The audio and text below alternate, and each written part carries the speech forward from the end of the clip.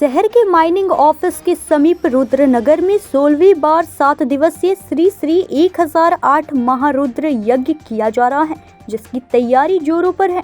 4 फरवरी को कलश यात्रा के साथ महारुद्र यज्ञ शुरू होगा। यज्ञ में बैठने वाले प्रतिमा बनाने की शुरुआत मूर्तिकार द्वारा की जा रही है।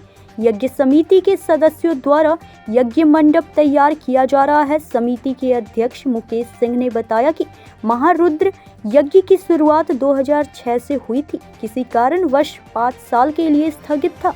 2025 के फरवरी माह के 4 तारीख से शुरू होकर 11 तारीख को पूर्ण आहुति के साथ यज्ञ की समाप्ति होगी।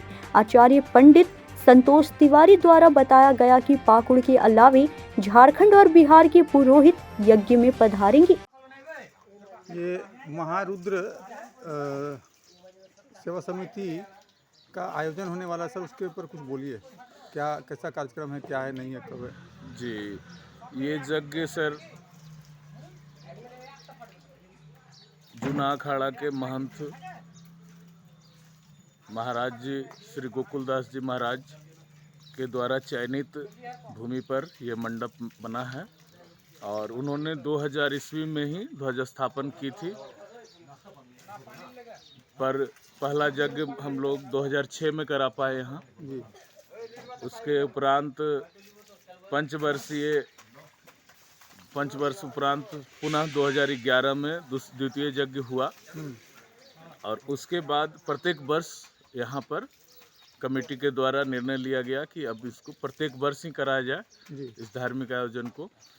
तो इस आयोजन में मूल रूप से हम लोगों का हर वर्ष माघ षष्ठी को कलश यात्रा होती है, जो इस वर्ष दिनांक 4 फरवरी 2025 को कलश यात्रा यज्ञ स्थल से निकल करके शिव शीतला मंदिर तक नगर भ्रमण करते हुए जाएगी।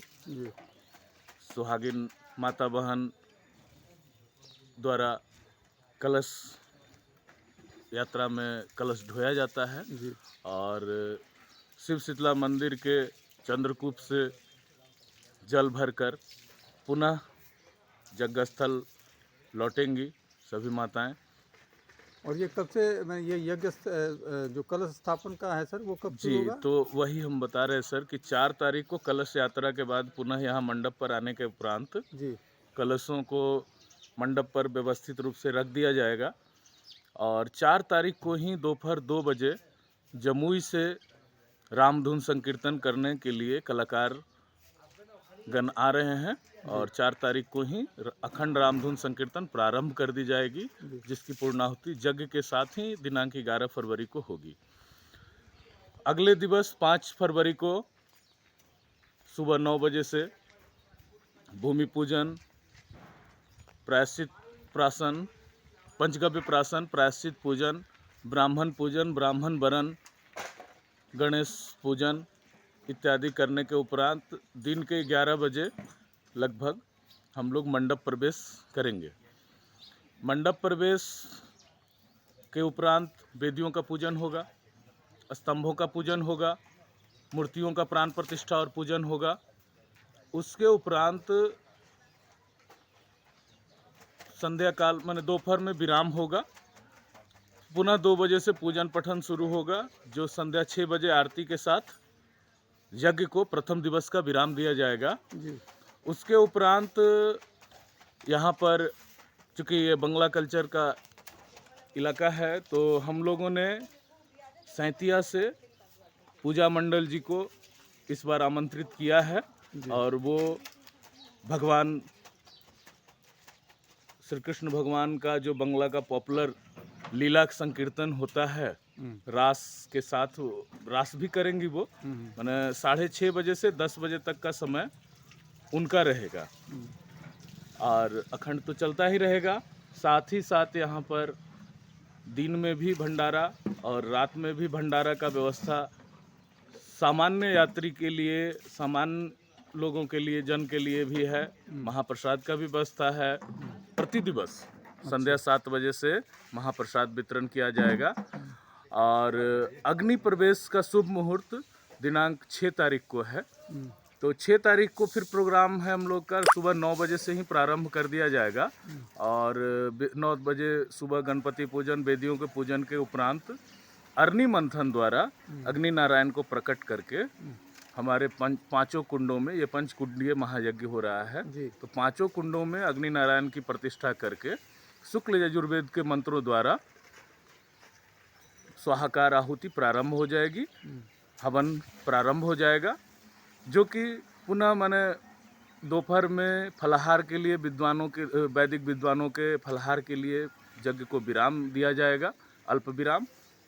पुनः 2 बजे से हवन आदि प्रारंभ करके शाम 6 बजे आरती करके द्वितीय दिवस का विराम दिया जाएगा।